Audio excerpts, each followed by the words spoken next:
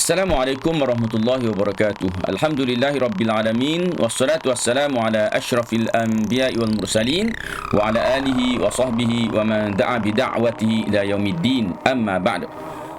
Alhamdulillah, kita bersyukur kepada Allah SWT dapat lagi kita bersama-sama, saya USA Ustaz Saiful Azlan, bersama dalam mata pelajaran Pendidikan Islam tingkatan 4 ini, pelajaran 21 di bawah tajuk Keunggulan Tokoh Empat Mazhab.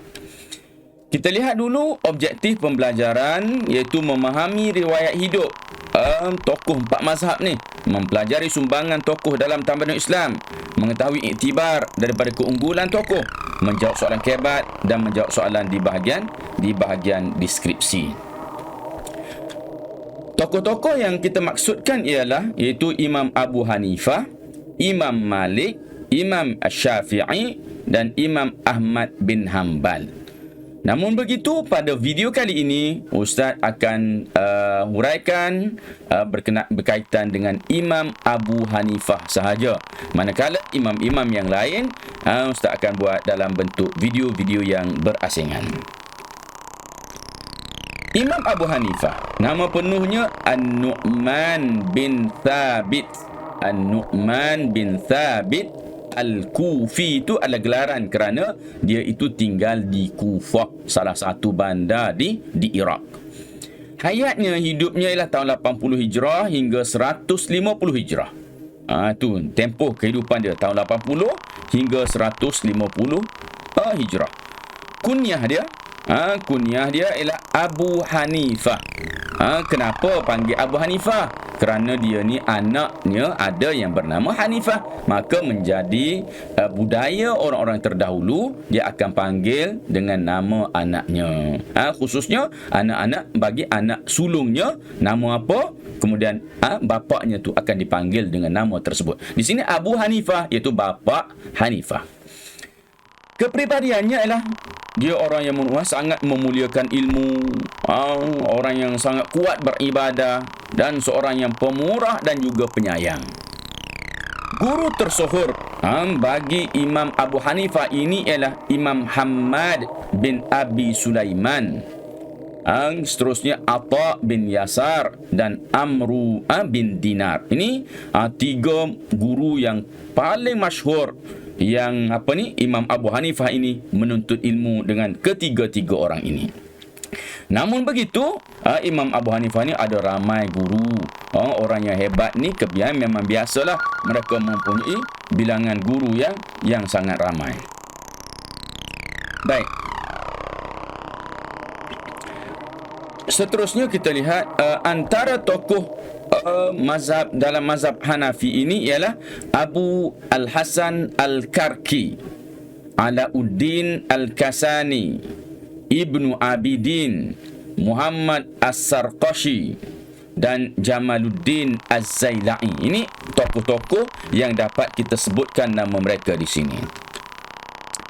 Sumbangan Imam Abu Hanifah ialah satunya hasil karya dia Al-Fara'id, Al-Fiqhul Akbar, Al-Alim wal Muta'allim.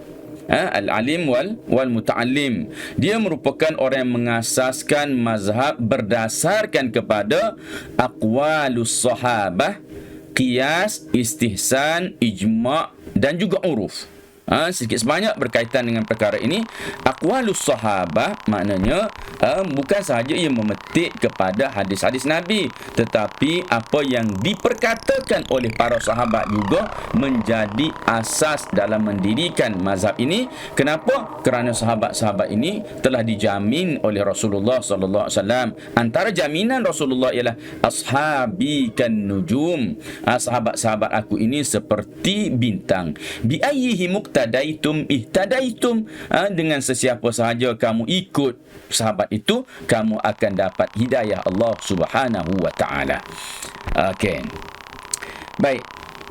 Seterusnya murid yang terkenal ialah antaranya bernama Abu Yusuf, Muhammad bin Hasan Asy-Syaibani dan juga Imam Zufar bin Huzail. Kadang-kala mereka ini tidak dikatakan murid, mereka disebutkan dengan sahabat kepada Imam Abu Hanifah. Maknanya sekaligus mereka, walaupun mereka murid, tetapi Imam Abu Hanifah ini mempunyai jiwa yang besar. Dia tidaklah menganggap bahawa mereka itu semata-mata muridnya, akan tetapi Imam Abu Hanifah seakan-akan bersahabat dengan mereka, walaupun mereka itu sebenarnya merupakan murid-murid kepada Imam Abu Hanifah sendiri. Baik, mazhab ini tersebar di seluruh Asia Tengah dan juga sampai kepada benua Eropah. Tadi kita sebut bahawa Imam Abu Hanifah ini bersifat pemurah. Salah satu daripada kisah yang menunjukkan kepada pemurahnya Imam Abu Hanifah ialah beliau menanggung perbelanjaan muridnya, Qadhi Abu Yusuf tadi. Yang kita baca nama Abu Yusuf tu, nanti kemudian selepas kewafatan, selepas tiadanya Imam Abu Hanifah, dia dilantik menjadi Qadhi. Jadi kerana itu namanya terkenal dengan Qadhi Abu Yusuf. Jadi Abu Yusuf ini tidak dibenarkan menghadiri kelas pengajian Imam Hanafi kerana kekurangan belanja. Dia terpaksa bekerja untuk menyara kehidupannya. Ayah kepada Abu Yusuf ini tak bagi. Bukan tak bagi sebab tak berkenan, tetapi oleh kerana mereka dari kalangan keluarga miskin, mereka perlu masa untuk bekerja mencari sara hidup. Jadi apabila diketahui oleh Imam Abu Hanifah akan perkara ini, maka Imam Abu Hanifah memberikan belanja kepada Qadhi Abu Yusuf itu sehingga kadang-kadang berlebihan. Kerana apa? Imam Abu Hanifah ini kebetulannya merupakan seorang ahli perniagaan yang sangat berjaya, yang kaya, dan dengan sifat pemurahnya, dia memberi kepada muridnya, memberi kepada Abu Yusuf ini perbelanjaan, sehingga Imam Abu Yusuf sendiri mengatakan bahawa kadang-kadang sampai berlebih-lebihan diberikan kepadaku. Baik. Kemudian kita lihat pula antara sifatnya, antara ciri-ciri yang ada pada Imam Abu Hanifah ini, dia merupakan seorang yang sangat pintar. Perakuan ulama terhadap kepintaran Imam Abu Hanifah ini, kita boleh lihat Abdullah ibnu Mubarak, seorang ulama yang tersohor dalam bidang hadis. Kalau kita sebut nama imam dalam bidang hadis, sultan dalam bidang hadis, namanya Abdullah bin Al-Mubarak. Okey. Kata Abdullah bin Al-Mubarak, aku belum pernah melihat seorang lelaki yang lebih bijak dan pintar melebihi Imam Abu Hanifah. Okey. Qadhi Abu Yusuf, muridnya sendiri ni kata apa? Aku belum pernah bersahabat dengan seorang yang menyatakan bahawa dia pernah melihat seorang yang lebih bijak dan pintar melebihi Imam Abu Hanifah. Jadi ini merupakan perakuan ulama besar tentang kepintaran dan kebijaksanaan Imam Abu Hanifah ini. Contoh kepintarannya, Ustaz petik dua saja di sini. Contoh kepintaran iaitu kisah gurunya Imam Hamad dicabar oleh Dahri. Satu ketika gurunya Imam Hamad dicabar oleh seorang mulhid. Apa dia seorang mulhid? Seorang yang tidak mengaku adanya Tuhan, seorang yang tidak percaya adanya Tuhan. Jadi Dahri ini masyhur dengan bijaknya sehingga ramai di kalangan ulama sezaman dengan Imam Abu Hanifah tidak mampu untuk menjawab pertanyaan-pertanyaan daripada Dahri ini. Termasuklah juga pada ketika itu gurunya Imam Hamad merasa rungsing macam mana nak berhadapan dengan Dahri ini apabila diceritakan kepada muridnya yang pada ketika itu Imam Abu Hanifah merupakan seorang yang sangat muda lagi. Maka Imam Abu Hanifah kata, tak ada masalah guru, nanti aku yang akan menggantikan tempatmu untuk menjawab soalan-soalan daripada Dahri itu. Apabila tiba majlis yang ditetapkan, pergilah kedua-dua murid dan guru ini ke tempat yang telah pun ditetapkan, yang mana tempat di mana Dahri mencabar Imam Hamad untuk berada dalam satu majlis supaya dia nak tanya, dan dia berharap nanti kalau Imam Hamad tak dapat jawab, maka dia akan dapat mempengaruhi masyarakat untuk tidak beriman kepada Allah Subhanahu Wa Taala. Diringkaskan cerita, apabila tiba dalam majlis tersebut, Imam Abu Hanifah telah pun menawarkan diri. Dia kata, biar aku je jawab, tak payah guru aku je jawab. Kemudian selepas itu Dahri pun bersetuju. Antara soalan yang ditanya oleh Dahri ialah, adakah Allah itu wujud? Adakah Allah itu ada? Maka jawab Imam Abu Hanifah, ada. Allah itu mesti ada. Dahri bertanya lagi, kalau ada di mana? Imam Abu Hanifah kata, ada, tidak bertempat. Allah tidak bertempat. Maka dah dikata tak menasabah. Macam mana benda ada tapi tidak bertempat. Okey. Jadi Imam Abu Hanifah, Imam Hanafi memberikan hujah bagaimana Allah Subhanahu Wa Taala itu ada dan tidak bertempat. Lalu ditanya kepada Dahri, adakah kamu mempunyai ruh atau kamu mempunyai nyawa? Maka dia kata, ya, aku ada. Kalau begitu tunjukkan kepadaku di mana tempat ruh kamu. Imam Dahri tidak dapat menjawab. Tak boleh ditentukan di mana letaknya roh pada badan. Kemudian Imam Abu Hanifah bertanya lagi, adakah dalam susu terdapatnya lemak? Ya, katanya ada. Tunjukkan aku di mana tempat letaknya lemak di dalam susu. Maka satu lagi tak dapat dijawab oleh Dahri kerana tak boleh ditentukan di bahagian mana. Jadi kata Imam Abu Hanifah, itu baru nyawa dan juga susu yang merupakan makhluk. Sudah tidak dapat ditentukan di mana tempat duduknya, apatah lagi Allah Subhanahu Wa Taala yang merupakan pencipta. Lebih-lebih lagi lah, kita tak tahu di mana tempat duduknya, atau Allah SWT, lebih tepatnya lah, Allah itu tidak bertempat. Bukan kita tak tahu mana duduk, tapi memang Allah SWT itu wujudnya tidak bertempat.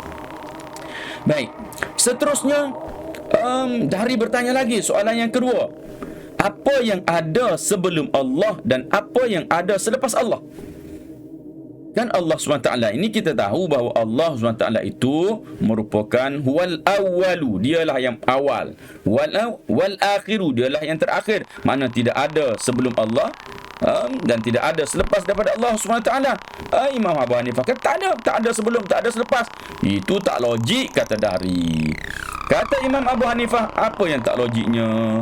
Lihat kepada tangan kamu, lihatlah kepada jari kamu. Ini ibu jari, kemudian pergi, ini kelingking. Ini ibarat yang pertama dan ini yang terakhir. Apa yang ada sebelum ibu jari? Tidak ada sebelum ibu jari apa-apa. Apa yang ada selepas anak jari?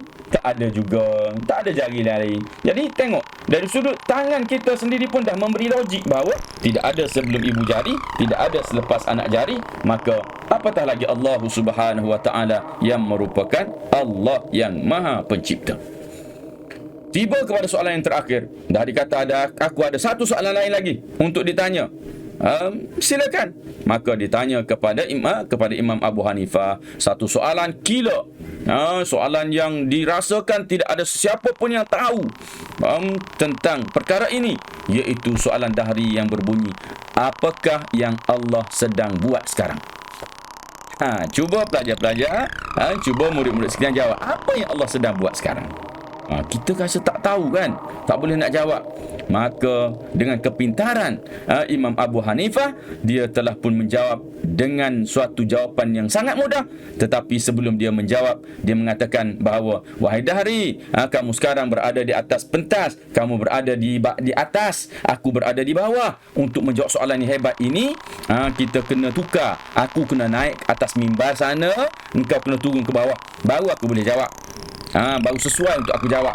Lalu Dahri pun bergerak turun daripada mimbarnya dan Imam Abu Hanifah pun naik ke atas. Lalu kata Imam Abu Hanifah, wahai hadirin sekalian, lihatlah dengan jelas apa yang Allah sedang lakukan sekarang, iaitu Allah SWT telah pun menaikkan aku di atas mimbar ini. Allah telah menaikkan kebenaran di tempat yang tinggi dan Allah telah menurunkan kebatilan seperti Dahri ke bawah. Merasa terhina dengan jawapan tersebut, maka hilanglah riwayat Dahri pada ketika itu. Tak lagi dia mengganggu dan mencabar para alim ulama di zamannya untuk berdebat lagi. Okay, itu contoh kebijaksanaan Imam Abu Hanifah yang pertama. Yang kedua, kisah seorang yang mentaklik isteri dengan talak 3.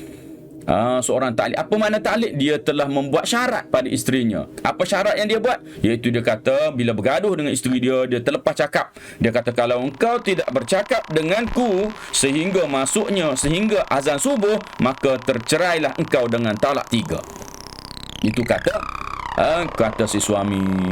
Dia terlepas cakap. Dia sebenarnya sayangkan isterinya. Kebetulan pada ketika itu isterinya memang nak bercerai. Jadi isterinya berazam, aku tak akan bercakap. Sehingga sehingga azan subuh. Kenapa? Kerana aku nak bercerai dengan dia. Jadi susah hatilah dia. Macam mana ni, dia tak nak bercerai dengan isteri dia. Dia pun pergi berjumpa Imam Abu Hanifah. Imam Abu Hanifah memberikan penyelesaian yang sangat mudah, iaitu kata Imam Abu Hanifah, kau pergi rumah Bilal, pergi rumah tukang azan yang dekat dengan rumah kau, jumpa dengan dia, bagi tahu sebelum masuk waktu subuh sikit. Sebelum masuk waktu subuh, kau tolong azan awal sikit hari ni sebelum masuk. Minta tolong. Jadi dia pun pergilah. Dia pergi sampai sana, dah ada setuju, dia pun balik tunggu. Jadi sebelum masuk waktu subuh, yang tukang azan Bilal di sini sebelah rumahnya pun azan, Allahu Akbar, Allahu Akbar. Maka kata isterinya, dah azan subuh, sekarang aku tercerai daripadamu. Katanya, belum, itu azan sebelum masuk waktu subuh. Aku dah counting dah dengan tukang azan tu. Jadi kau dah bercakap sebelum masuk waktu subuh, maka engkau dengan aku belum lagi dikira jatuh talak 3, atau belum lagi bercerai. Itu antara kisah Imam Abu Hanifah. Baik, kita dah sampai kepada penutup. Klik link di bahagian deskripsi di bawah video ini untuk jawab soalan. Ustaz sediakan walaupun tak banyak soalan, tapi Ustaz harap dapatlah bantu kamu untuk memahami dan ingat isi kandungan bagi tajuk ini. Jadi Ustaz sudahi dulu. Aku qali hadza wa astaghfirullahal azim li wa lakum. Wassalamualaikum warahmatullahi wabarakatuh.